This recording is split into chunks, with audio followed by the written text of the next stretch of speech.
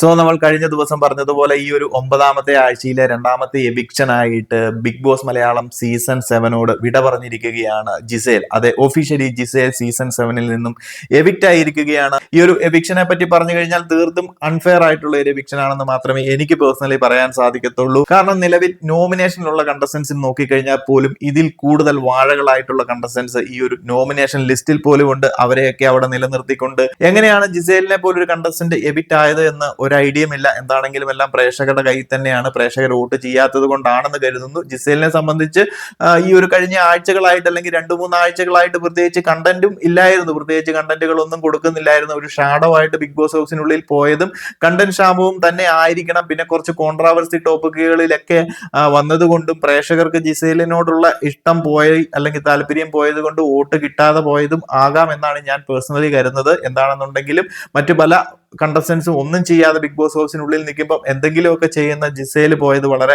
മോശമായി പോയെന്ന് എനിക്ക് പറയാനുള്ളൂ. ജിസേൽ ഈ ഒരു സീസണിലേക്ക് വരുമ്പോൾ വളരെ ആക്റ്റീവായിട്ട് ടാസ്കുകളിലും ഗെയിമുകളിലും ഒക്കെ വളരെ ആക്റ്റീവായിട്ട് നിന്നിരുന്ന കണ്ടസ്റ്റന്റ് ആയിരുന്നു. അതുപോലെ തന്നെ മലയാളി പ്രേക്ഷകരുടെ ഒക്കെ ഇഷ്ടം നേടിയെടുക്കാൻ ജിസേലിന്റെ ആ ഒരു ഹിന്ദിയും മലയാളവും ഒക്കെ കൂട്ടിച്ചേർന്നുള്ള സംസാരവും കാര്യങ്ങളും ഒക്കെ വളരെ മലയാളി പ്രേക്ഷകരുടെ ഇഷ്ടം നേടിയെടുക്കാൻ സാധിച്ചിരുന്നു. എന്നാൽ പിന്നീട് സ്ലോലി കോൺട്രാവേഴ്സി ആരോപണങ്ങളിലൊക്കെ പെട്ട് പ്രേക്ഷകരുടെ ഒരു ഇഷ്ടം പോകുകയും ജിസേലിന്റെ സൈഡിൽ നിന്നാണെന്നുണ്ടെങ്കിലും ഇനാക്റ്റീവ് ആകുകയും ഒരു ഡെഡ് കണ്ടസ്റ്റന്റിന്റെ സ്റ്റേജിലേക്ക് പോയി മറ്റു പലരുടെയും ഷാഡോ പിടിച്ച് ഒരു ഗ്രൂപ്പിനുള്ളിൽ കിടന്ന് ചുറ്റിക്കേട് കറങ്ങി സ്വന്തം ഇമേജ് കൂടി കളഞ്ഞാണ് ജിസേൽ പിന്നീട് മുന്നോട്ട് പോകുന്നത് കണ്ട്. ഗെയിമിലും ടാസ്കുകളിലും എല്ലാം പിന്നോട്ട് പോകുന്ന ഒരു ജിസേലിനെയാണ് കണ്ടത്. ജിസേലിന്റെ ഒരു ഗെയിം കഴിഞ്ഞ 2-3 ആഴ്ചകളായിട്ട് ഈ ഒരു സീസണിൽ നമ്മൾ ആരും തന്നെ പ്രത്യേകിച്ച് ഒന്നും തന്നെ കണ്ടിട്ടില്ല. മറ്റൊരു കണ്ടസ്റ്റൻസിനെ കമ്പയർ ചെയ്യുമ്പോൾ കുറച്ചുകൂടെ ബെറ്റർ ആയിട്ടുള്ള കണ്ടസ്റ്റന്റ് എന്ന് പറയാവുന്നതല്ലാതെ ജിസേലിന്റെ ഗെയിമും കാര്യങ്ങളും ഒന്നും കഴിഞ്ഞ കുറച്ച് ആഴ്ചകളായിട്ട് കാണാനില്ലായിരുന്നു. Anyways Bigg Boss Malayalam season 7 Gizele